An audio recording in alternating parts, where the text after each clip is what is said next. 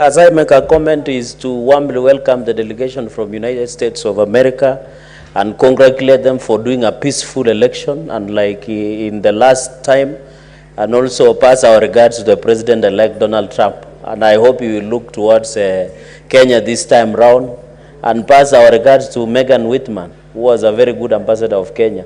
Equally, Mr. Speaker, is to wish well Namibia and to ask them to push on with the spirit of Pan-Africanism and ask the new president to support Baba Raila Odinga to be the African Union chairperson going into the future. Mr. Speaker, finally, and I know he's winning. Mr. Speaker, finally, I was with him in Senator Otsosi's home. Finally, Mr. Speaker, is on the issue of Miraa. Mr. Speaker, we should not be discussing banning Miraa because Somalia is the new kid of East Africa community. If we want to establish trade protocols within East Africa, if we have to do balance of payment and balance of trade within the new nations, and I am cognizant of the fact that you are also in Uganda, Mr. Speaker, representing His Excellency the President, and one of the agendas is building an East Africa community where we do proper trade engagement, Mr. Speaker. If the trade partners of East Africa community, Mr. Speaker, like Tanzania, Uganda, Somalia, Rwanda, if we cannot do trade within ourselves, how will we do it with the rest of the world? I challenge the Somalian government to allow the Miraa from Kenya to access their market, Mr. Speaker. And I challenge President William Ruto, who was elected overwhelmingly as the chairperson of East Africa community, to look into this issue, Mr. Speaker, as the new chairperson of East Africa community. And we congratulate President William Ruto for being the new chairman.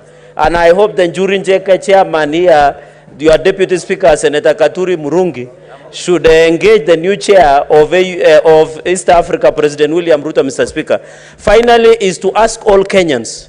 Mr. Speaker, you remember in conclusion, 30 seconds, your Labour Committee, the Labour Committee of the Senate, was looking at recruitment agencies who take our sons and daughters abroad.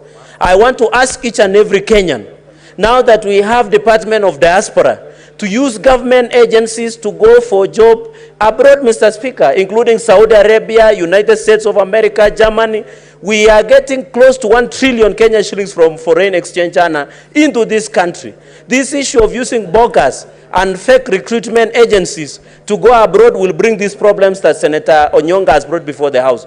Mr. Speaker, I ask all Kenyans, now that the President unchallenged National Employment Management Authority, NEMA, to ensure they give us updated recruitment agencies that are lawfully being run in the entire Republic of Kenya, so that when Kenyans pay for money to travel abroad to look for opportunities, Mr. Speaker, they use credible, legal and recruitment agencies that belong to this country. And whenever a problem occurs abroad, Mr. Speaker, we should put in place, Mr. Speaker, in conclusion, the sanctuary.